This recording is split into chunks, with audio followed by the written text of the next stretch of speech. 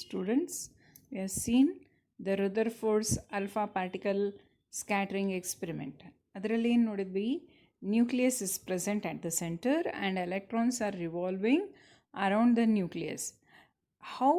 How many electrons are present in different orbits? It is not explained by Rutherford's, and also the energies associated with those electrons, it is also not explained. ಮತ್ತು ಇನ್ನೊಂದು ಏನು ಹೇಳ್ತದೆ, orbiting electron as it is a charge particle, ಅದು acceleration ತೊಗೊಂಡಂಗೆ it has to lose energy continuously and then it merges into the nucleus instead of following the circular path, it follows spiral path. Finally it merges into the nucleus. Those were the drawbacks. Along with that, there is one more drawback, that is ivaga electron loses energy. Energy is given in the form of electromagnetic radiation, so that is observed as a spectrum. The spectrum of various elements is not explained by Rutherford's. So Rutherford's atomic model cannot explain line spectrum of the hydrogen. Niels Bohr explained this by using electromagnetic wave theory and then Planck's quantum theory. ಈ new theory ಅನ್ನೋದನ್ನು ಇವಾಗ ನಾವು ನೋಡೋಣ. Before that we are going to learn what is meant by that is wave nature of electromagnetic radiation. ಈ ವೇವ್ದ properties ಏನು ಇದನ್ನೆಲ್ಲ ಕಲ್ತ್ಬಿಟ್ಟು then we go for the Planck's quantum theory. Finally we arrive at Niels Bohr's theory. Okay, so what is this electromagnetic radiation? James Maxwell gave a comprehensive explanation about the interaction between the charged bodies and the behavior of electrical and magnetic fields on the macroscopic level. He suggested an electrically charged particle moves under acceleration, alternating electric fields are produced and transmitted in the form of waves called as electromagnetic waves or electromagnetic radiation. These two fields are perpendicular to each other and also to the direction of propagation. These electromagnetic radiation do not require any medium to travel. The electromagnetic waves do not require any medium and can move in vacuum. So ಇವಾಗ ಈ electromagnetic waves ಹೆಂಗಿರ್ತದೆ ಅಂತ ನೋಡೋಣ. Think that if at all the electric field is in a perpendicular direction, that is in a vertical plane. Okay, so this you will have to imagine in a 3-dimensional structure. ಇಲ್ಲಿ vertical plane, ನೀವು ಬುಕ್ಕನ್ನು ತೊಗೊಂಡ್ರೆ ಅಥವಾ ನಿಮ್ಮ ಮೊಬೈಲನ್ನೇ ತೊಗೊಂಡ್ರೆ ಸೀದಾ ಹಿಡಿದ್ರೆ ಏನು ಬರ್ತದಲ್ಲ, that is a vertical plane. ಈ ವರ್ಟಿಕಲ್ ಪ್ಲೇನಲ್ಲಿ ಎಲೆಕ್ಟ್ರಿಕ್ ಫೀಲ್ಡ್ ಮೂವ್ ಆಗ್ತಾ ಇತ್ತು ಅಂತ ತಿಳ್ಕೊರಿ. ಅದೇ ಥರ ಈಗ ನಾವು ಅಡ್ಡ ಹಿಡಿತೇವೆ ಮೊಬೈಲನ್ನು, ಅಂದರೆ ಹಾರಿಜಾಂಟಲ್ ಫೀಲ್ಡ್ನಲ್ಲಿ magnetic field if it all it is propagating, ಈ ಎರಡದಕ್ಕೂ ಪರ್ಪೆಂಡಿಕ್ಯುಲರ್ ಆಗಿ in the Z axis we observe the direction of electromagnetic wave produced. ಈ wave generally we observe it in the form of curve.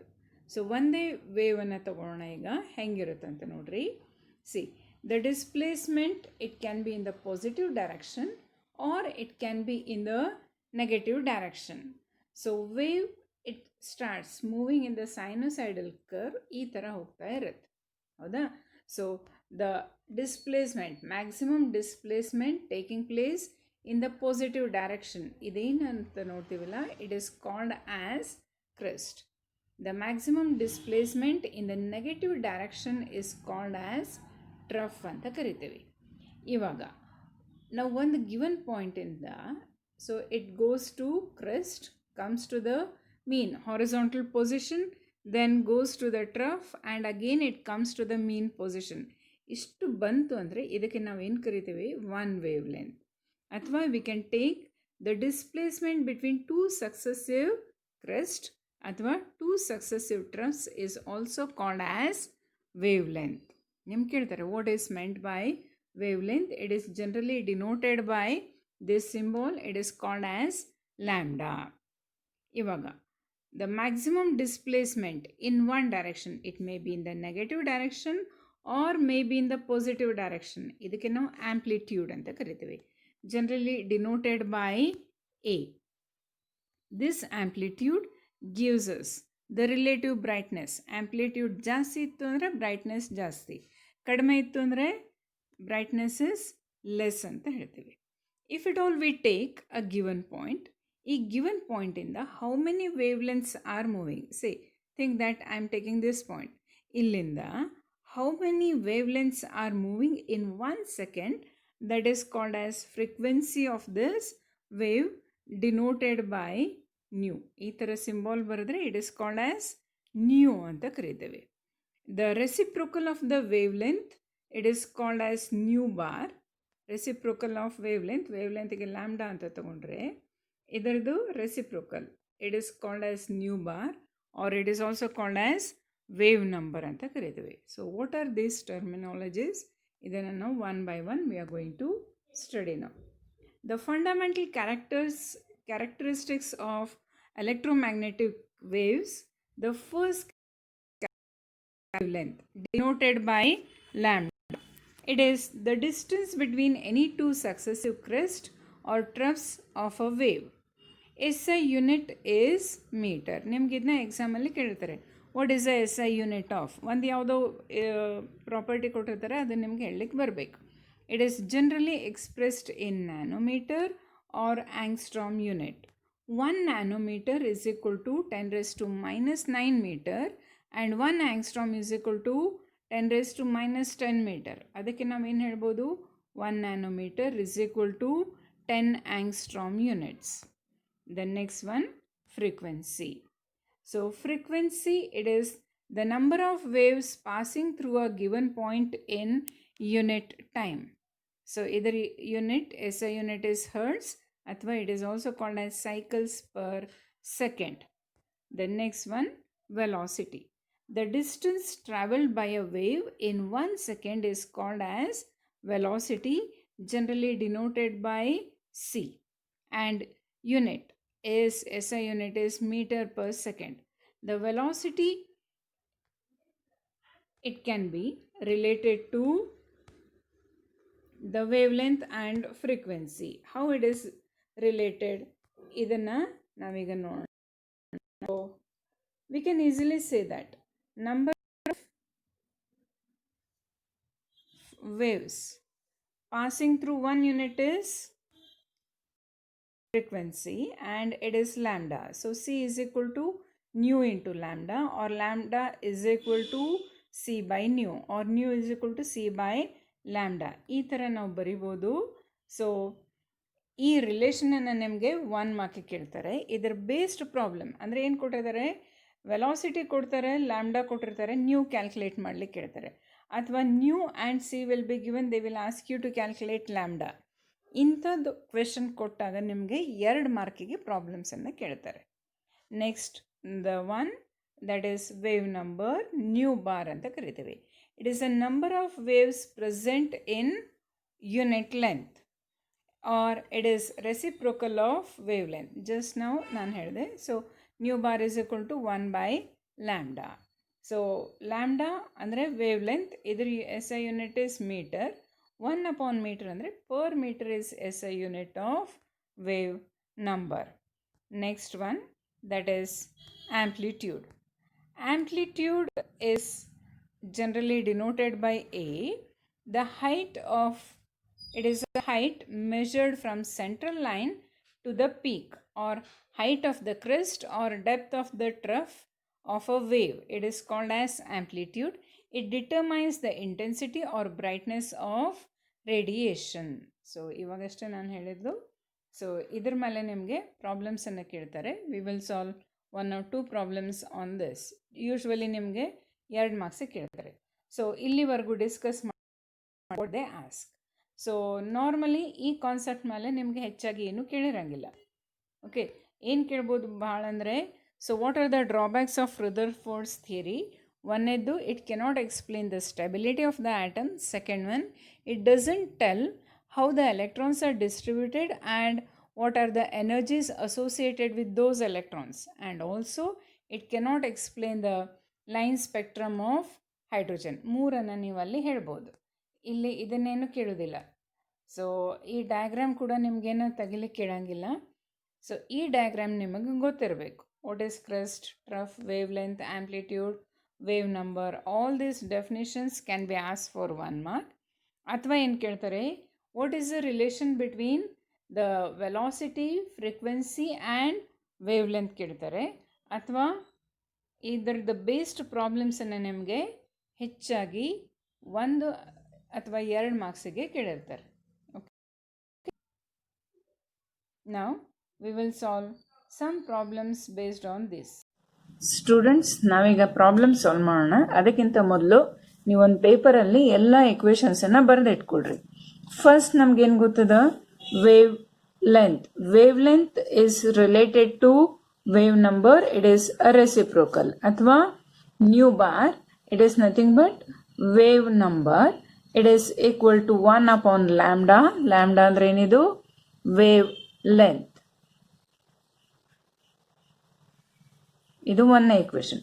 Second ಏನು ಗೊತ್ತದ, velocity of light. Velocity ಕೆಲವೊಮ್ಮೆ ನಿಮಗೆ ಕೊಟ್ಟಿರ್ತಾರೆ, ಕೊಟ್ಟಿಲ್ಲ ಅಂದ್ರೆ ನೀವು ಏನು ತಗೋಬೇಕು, 3 × 10⁸ metre per second. It is velocity of light. It is equal to ಏನು ಬರೀತೀರಿ, nu lambda. Velocity of light ಇಷ್ಟೇ ಕೊಟ್ಟರೆ ನೀವು ಇಷ್ಟು ತಗೊಳ್ಬೇಕು, 3 × 10⁸ ಮೀಟರ್ ಪರ್ ಸೆಕೆಂಡ್. ಕೆಲವೊಮ್ಮೆ ವೆಲಾಸಿಟಿ ಆಫ್ ಅ ಬಾಡಿ ಅಂತ ಕೊಟ್ಟರೆ ನೀವು ಈ ವ್ಯಾಲ್ಯೂ ತಗೊಳಂಗಿಲ್ಲ. ಅವ್ರು ಎಷ್ಟು ಕೊಟ್ಟಿರ್ತಾರೋ ಅದನ್ನೇ ತಗೋಬೇಕು, ಅಥವಾ ಅದನ್ನೇ ನಿಮ್ಗೆ ಕ್ಯಾಲ್ಕುಲೇಷನ್ ಮಾಡ್ಲಿಕ್ಕೆ ಕೊಡ್ತಾರೆ. ಈಗ ಇದನ್ನೇ ನಾವು ರಿಅರೇಂಜ್ ಮಾಡ್ಬೋದು. ಯಾವ ಥರ, ಇಲ್ಲಿ ನ್ಯೂ ಅಂದ್ರೆ ಏನಿದು, ನ್ಯೂ ಬಾರ್ ಅಂದ್ರೆ ವೇವ್ ನಂಬರ್, ನ್ಯೂ ಅಂದ್ರೆ frequency. New is nothing but frequency. ಈಗ ವೇವ್ ಲೆಂತ್ ಕಂಡು ಹಿಡೀರಿ ಅಂದ್ರೆ ಈ ನ್ಯೂ ಅನ್ನ ಈ ಕಡೆ ತಗೊಂಡು ಹೋಗ್ಬೇಕು. Right it as right hand side. ಅವಾಗೇನು ಬರೀತೀರಿ, ಸಿ ಡಿವೈಡೆಡ್ ಬೈ ನ್ಯೂ ಅಂತ ಬರೀತೀರಿ. ಈ ಇಕ್ವೇಶನರ ಯೂಸ್ ಮಾಡ್ಬೋದು. ಅಥವಾ ಫ್ರೀಕ್ವೆನ್ಸಿ ಕಂಡು ಹಿಡೀರಿ ಅಂದ್ರೆ ಏನ್ ಬರೀಬೇಕು, ಇದನ್ನ ಒಂದ್ ಕಡೆ ಇಟ್ಕೊಳ್ರಿ. ಈ ಲ್ಯಾಂಬ್ಡಾನ ಈ ಕಡೆ ತಂದ್ರೆ C divided by lambda. Arrange them. Left hand ಇದ್ದದನ್ನ ರೈಟ್ ಹ್ಯಾಂಡ್ ಬರೀರಿ, ರೈಟ್ ಹ್ಯಾಂಡ್ ಇದ್ದದನ್ನ ಲೆಫ್ಟ್ ಹ್ಯಾಂಡ್ ಬರೀರಿ.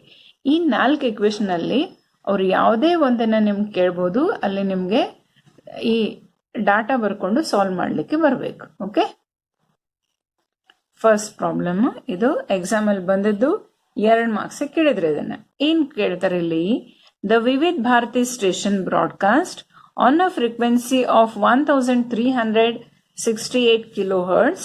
Calculate the wavelength of electromagnetic radiation by the transmitter. ಅಲ್ಲಿ ಅವ್ರು ನಿಮ್ಗೆ ಕೊಡ್ತಾರೆ, velocity of the light is equal to 3 × 10⁸ metre per second. ಈಗ first ಏನೇನ್ ಕೊಟ್ಟಾರ ಬರ್ಕೋಣ. Vividh Bharati station broadcast on a frequency ಅಂದ್ರೆ ಏನ್ ಕೊಟ್ರಿಲ್ಲಿ, ಫ್ರೀಕ್ವೆನ್ಸಿ. ಫ್ರೀಕ್ವೆನ್ಸಿಗೆ ನಾವು ಸಿಂಬಲ್ ತಗೋತೀವಿ, nu is equal to 1368 kilohertz ಅಂತ ಬಂದದ, ಹೌದಿಲ್ಲ? ಆದ್ರೆ ನಮ್ಗೇನ್ ಬೇಕು, ಹರ್ಡ್ಸ್ ಅಲ್ಲಿ ಬೇಕು. SI unit is hertz. ಅದಕ್ಕೆ ಏನ್ ಮಾಡ್ರಿ, 1368 ಇಂಟು ಕಿಲೋ ಅಂದ್ರೆ ಎಷ್ಟು ತಗೊಳ್ತೀರಿ ನೀವು, ಗ್ರಾಮ್, ಕಿಲೋಗ್ರಾಮ್. ಕಿಲೋಗ್ರಾಮ್ ಅಂದ್ರೆ 1000. ಇಲ್ಲಿ ನಾವು 1000 ಬದಲು ಏನ್ ಬರೀತೀನಿ, 10⁻³ ಹರ್ಡ್ಸ್. ಹರ್ಡ್ಸ್ ಅಂದ್ರೆ cycles per second.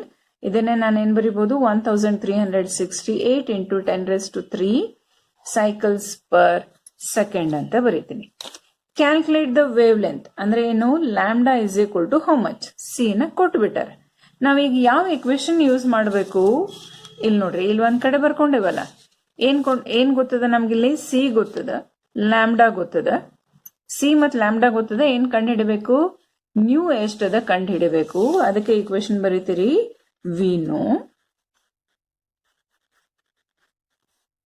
New is equal to C divided by lambda. Simple ಆಗಿ ಸಬ್ಸ್ಟಿಟ್ಯೂಷನ್ ಮಾಡ್ಬಿಡ್ರಿ. ಇಲ್ಲಿ ಸಿ ಅಂದ್ರೆ ಎಷ್ಟದ, ಇಲ್ಲಿ 3 × 10⁸ ಮೀಟರ್ ಪರ್ ಸೆಕೆಂಡ್ ಅದ, divided by 1368 into 10⁻³ per second ಅದ. ಪರ್ ಸೆಕೆಂಡ್ ಎರಡೂ ಕಡೆ ಕ್ಯಾನ್ಸಲ್ ಆಗ್ತದ. ಇಲ್ಲಿ 10⁸ ಅದ, ಇಲ್ಲಿ 3 ಅಂದ್ರೆ 10⁻8 - 3 ಅಂದ್ರೆ 5 ಬಂತು. 3 divided by 1368 ಇದು ನಾವು ಕಂಪ್ಲೀಟ್ ಆಗಿ ಸಿಂಪ್ಲಿಫೈ ಮಾಡಿದರೆ 219.3 ಮೀಟರ್ ಅಂತ ಬರುತ್ತೆ. 580 nanometre. Calculate the frequency and wave number. ಫಸ್ಟಿಗೆ ಏನು ಕೊಟ್ಟಾರ ಬರ್ಕೋಬೇಕು, ನೆಕ್ಸ್ಟ್ ನಾವು ಇದನ್ನು ಸಾಲ್ವ್ ಮಾಡಬೇಕು. ಹೌದಾ? So yellow light emitted from sodium vapour lamp has a wavelength. Lambda ಕೊಟ್ರು. ಎಷ್ಟು ಕೊಟ್ರು ಇಲ್ಲಿ? 580 ನ್ಯಾನೋಮೀಟರ್ ಅಂತ ಕೊಟ್ಟಾರ. ಏನ್ ಕ್ಯಾಲ್ಕುಲೇಟ್ ಮಾಡಬೇಕು? ಫ್ರೀಕ್ವೆನ್ಸಿ ನ್ಯೂ ಎಷ್ಟದ ಕಂಡು ಹಿಡಿಬೇಕು, ನ್ಯೂ ಬಾರ್ ಎಷ್ಟದ ಕಂಡು ಹಿಡಿಬೇಕು. ಹೌದಾ? ಸೊ ನಮ್ಗೆ ನ್ಯೂ ಬಾರ್ ಕಂಡು ಹಿಡಿಯೋದು ಈಸಿ, ಯಾಕಂದ್ರೆ ನಮ್ಗೆ ಏನೇನು ಇಕ್ವೇಶನ್ ಗೊತ್ತದೆ ಇಲ್ಲಿ c is nu is equal to C divided by lambda. C ಕೊಟ್ಟಿಲ್ಲ. ವೆಲಾಸಿಟಿ ಆಫ್ ಲೈಟ್ ಇದು ನಿಮ್ಗೆ ಗೊತ್ತಿರಬೇಕು, 3 × 10⁸ ಮೀಟರ್ ಪರ್ ಸೆಕೆಂಡ್. ಸೊ ಈಗ ಈ ಇಕ್ವೇಶನ್ ಯೂಸ್ ಮಾಡ್ರಿ. ನ್ಯೂ ಇಸ್ ಈಕ್ವಲ್ ಟು ಏನ್ ಬರೀತಿರಲಿ, ಸಿ ಡಿವೈಡೆಡ್ ಬೈ ಲ್ಯಾಂಬ್ಡಾ. ಇಲ್ಲಿ ನೋಡ್ರಿ, ಸಿ ಅಂದ್ರೆ ಮೀಟರ್ ಒಳಗದ, ಇಲ್ಲಿ ನ್ಯಾನೋಮೀಟರ್ ಅದ. ನ್ಯಾನೋಮೀಟರ್ ಇದ್ದದನ್ನ ನೀವು ಮೀಟರ್ಗೆ ಕನ್ವರ್ಟ್ ಮಾಡಬೇಕು. 580 × 10⁻⁹ ಮೀಟರ್. ನ್ಯಾನೋ ಅಂದ್ರೆ 10⁻⁹. ಸೊ ಸಬ್ಸ್ಟಿಟ್ಯೂಷನ್ ಮಾಡೋಣ ಈಗ. 3 × 10⁸ ಮೀಟರ್ ಪರ್ ಸೆಕೆಂಡ್ ಅದ, ಡಿವೈಡೆಡ್ ಬೈ 580 × 10⁻⁹ ಮೀಟರ್ ಅದ. ಈ ಮೀಟರ್ ಕ್ಯಾನ್ಸಲ್ ಆಗ್ಬಿಡುತ್ತೆ. ಈಗ ಇದನ್ನ ನಾವು ಸಿಂಪ್ಲಿಫೈ ಮಾಡಬೇಕು. ಹೌದಾ? ಸೊ ಕ್ಯಾಲ್ಕುಲೇಟರ್ ತಗೊಳ್ರಿ, ಸಿಂಪ್ಲಿಫೈ ಮಾಡಿ ನನಗೆ ಆನ್ಸರ್ ಹೇಳ್ರಿ. 1 minute ಟೈಮ್ ತಗೊಳ್ರಿ. Okay, it is about 5.0 × 10⁻14 per second ಅಷ್ಟೇ ಉಳಿತದೆ. ಓಕೆ, ಇಲ್ಲಿ ನಿಮ್ಗೆ ವ್ಯಾಲ್ಯೂ 4.9 ಬರ್ಬೋದು, 5.01, 5.02, ಅದು ಎಷ್ಟು ಬರಲಿ ಅದು. If at all it is about 5 × 10⁻14, that's well and good.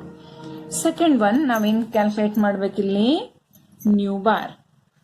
New bar is equal to 1 divided by lambda ಅದ. ಸೊ ವ್ಯಾಲ್ಯೂ ಸಬ್ಸ್ಟಿಟ್ಯೂಷನ್ ಮಾಡೋಣ. 1 divided by 580 × 10⁻⁹ meter. That should be equal to 1.72 × 10⁶ per metre ಅಂತ ಬರುತ್ತೆ. ಗೊತ್ತಾಯ್ತಿದ? So ಈಗ ನೋಡ್ರಿ, ಇಂಥದೇ problem number 2.4, page number 36 of the text book.